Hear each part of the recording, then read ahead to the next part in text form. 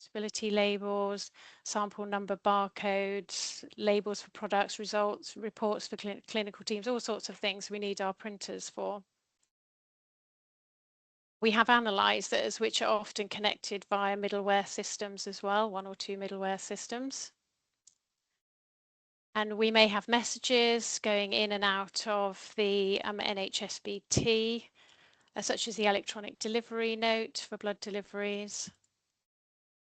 And we may have electronic blood management systems, EBMS, which are controlling our blood fridges, and they may also be doing sample labeling and administration of components and our traceability for us as well. More of us now are getting electronic patient record systems, and these are connecting to the LIMS for orders coming in and results going out as well. And there may be other clinical IT systems that the LIMS is linking to, such as prescribing systems or maternity systems. And we may have interfacing systems to our referral labs, such as Labnostics, for orders and results as well. So in the trust that I work at, we have most of these systems, and it makes for a really complex setup, as you can see on the slide here. So it's not just an IT system itself that we need to worry about going down, it's also the interfacing and the middleware systems and everything that's connected.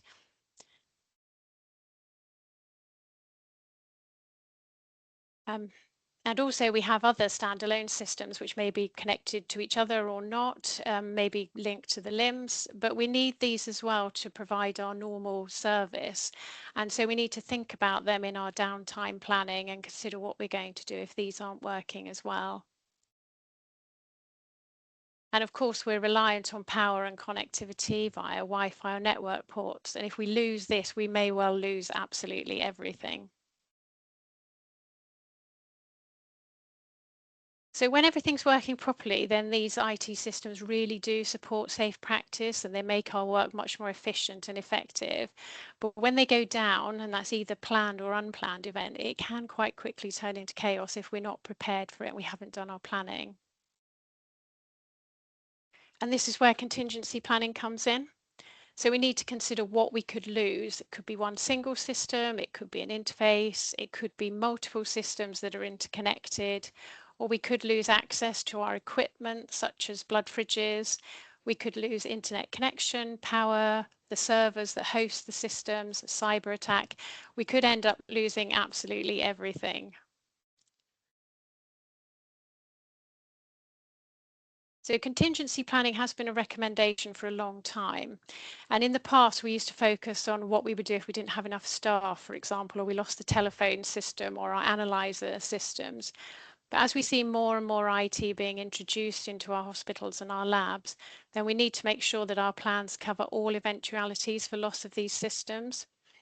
How are we going to manage the downtime? So what are we going to do when the systems are back up again?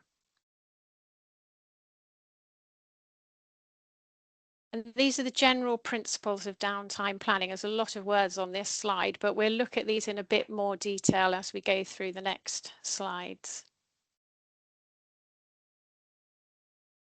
So there's a big difference, obviously, between a planned downtime and an unplanned one. For the planned downtime, we have control of it. We can decide when's the best time to do it. We can let our colleagues know in advance that it's going to happen. We've got lots of time to prepare and check that everything we need is in place. But of course, this isn't the case for an unplanned downtime. And these often seem to happen at the worst possible time in the middle of the night when staff are alone working. And so one of the objectives of contingency planning is to make the unplanned downtime as stress-free as the planned one. We all need to have a contingency plan, and this is sometimes called a business continuity plan or a service continuity plan. And in my experience, this is often a high-level document that's used by senior management as their assurance that we know what we're going to do when something goes wrong. It's not usually much use to the staff who are actually providing the service, because it doesn't usually go into enough detail, and so it does need to be supported by more detailed SOPs and instructions.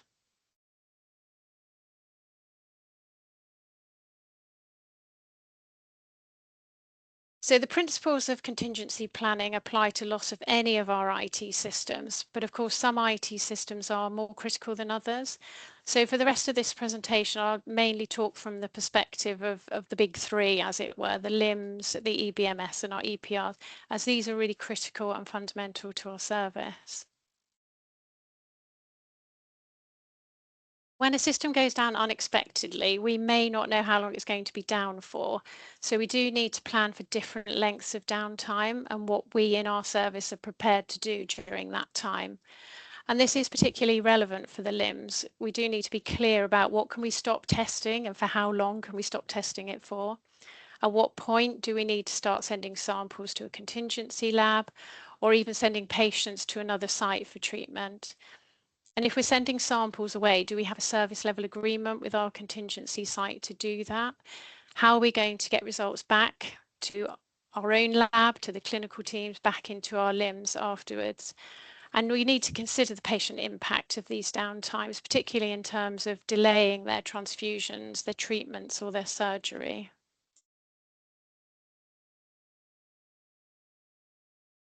So for us, if our blood tracking system goes down, then we lose controlled access to the blood fridges and our audit trails for the cold chain. And this is a particular problem for remote sites where access to the emergency Group A red cells need to continue. So we have to have manual access plans for those. We also can't then do electronic on-demand sample labelling, so we have to revert to handwritten forms and samples, and this obviously increases workload for the staff.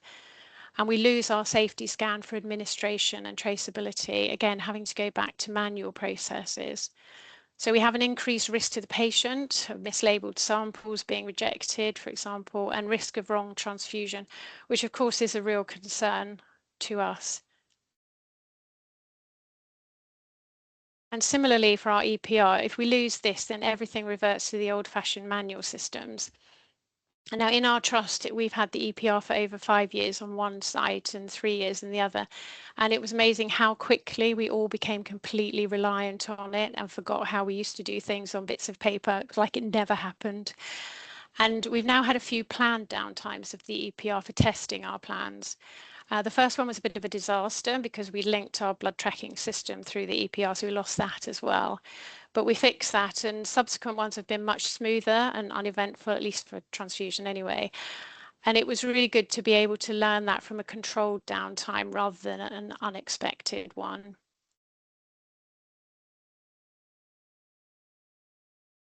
And when using manual paper systems and the old-fashioned way, as I just referred to it, we do need to be mindful that the safety features probably are not as good as our electronic systems. And this is a shot case example that occurred during an unplanned server failure. So obviously shot cases are anonymized and shared for the purpose of learning and improvement. So in this case, the LIMS went down, the lab got their downtime paperwork out and a unit of red cells was issued.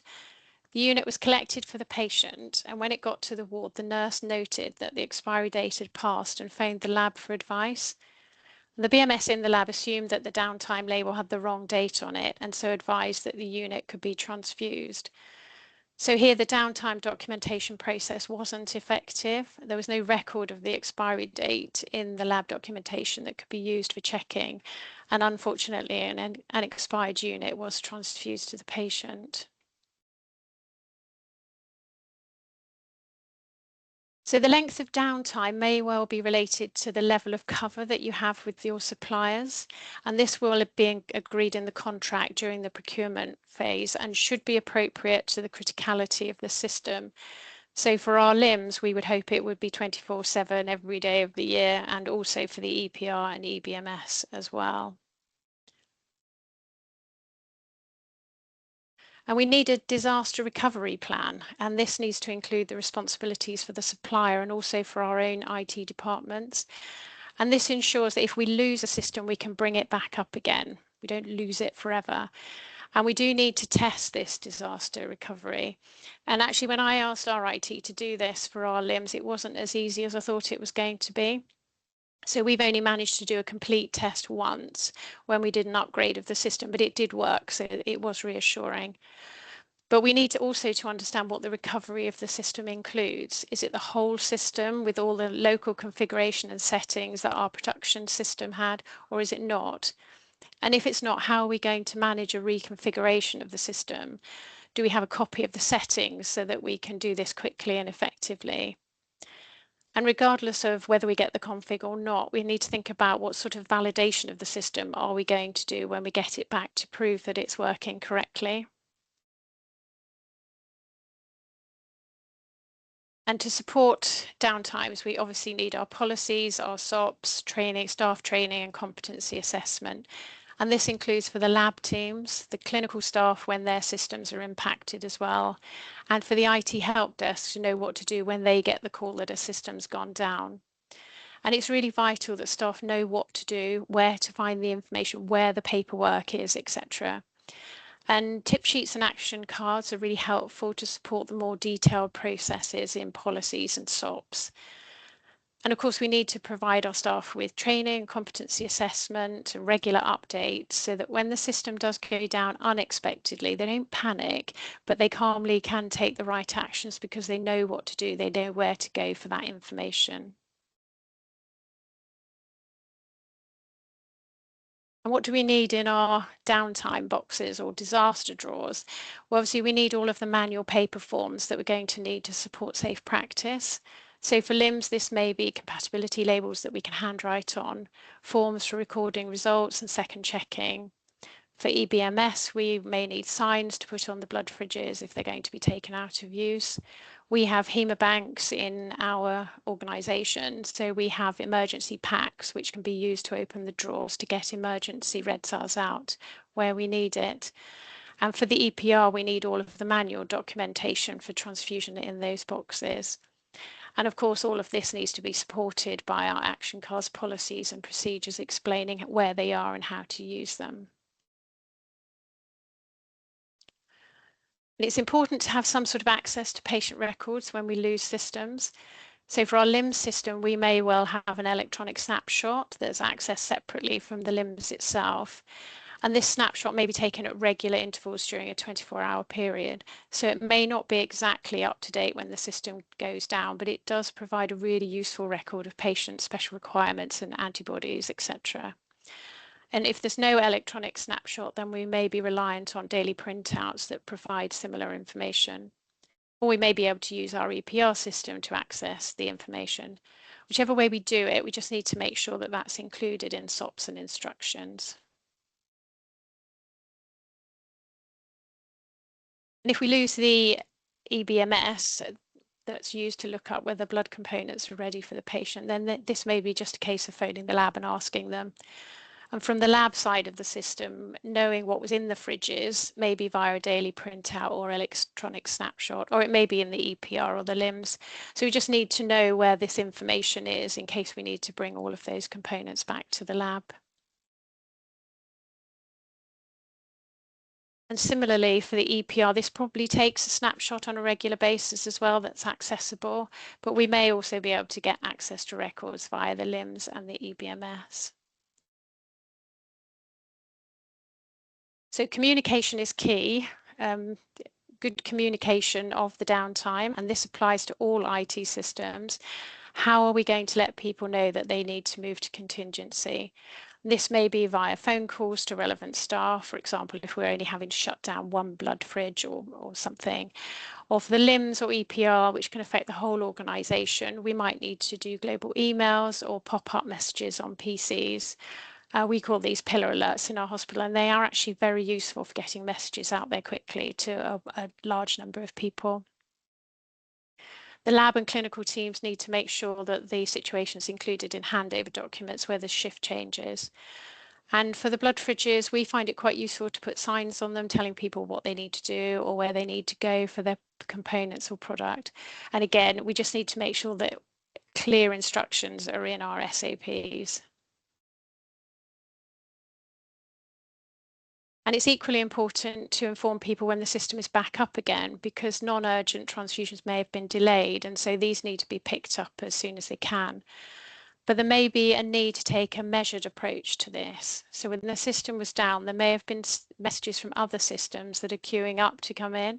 So for example, if the LIMS was down but the EPR was still being used, those messages may need to come through. So we might need to wait for those to clear before we can tell everybody that the system's fully back up and functional again. And as I mentioned earlier, we need to have a really clear process for revalidation of the system before we can use it again. Are we happy just to get going with it, or do we want to do some sort of critical function testing or validation first before we let people loose on it again, as it were? And that decision may be dependent on the reasons for the downtime and whether we needed to do any reconfiguration as part of the restoration. And then we have the tricky bit, which is adding in the information of any activity that we've done during the downtime. So we may be lucky enough to have a backdate system that allows us to do this easily and puts everything in a nice chronological order.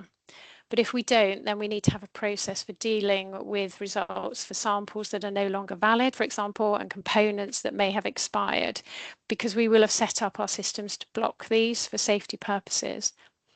And if we can't do things in chronological order, how are we going to make sure our audit trails make sense?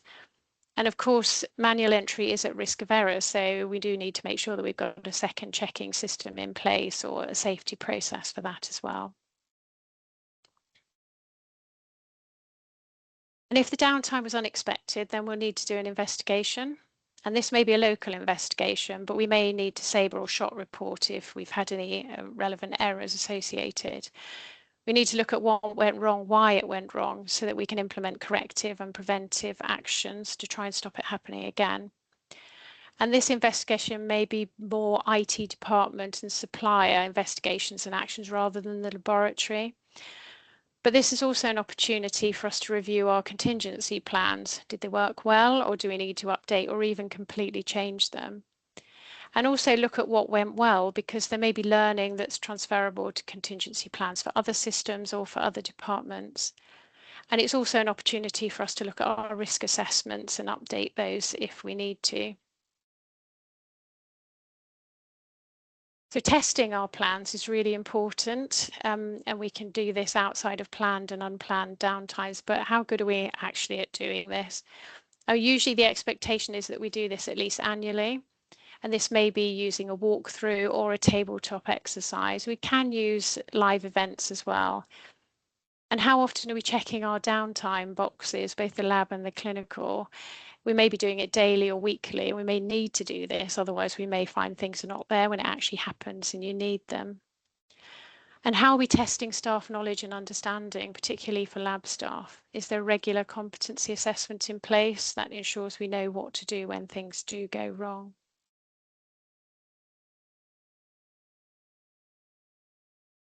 So in summary, preparation is key. Systems will go down. We shouldn't think of this as something that probably won't happen or might not happen, because it will happen. Regular testing makes sure we have effective and safe backup plans. Regular training provides the knowledge and the skills for the staff, and that continuous improvement process helps us evolve with our ever-changing IT landscape.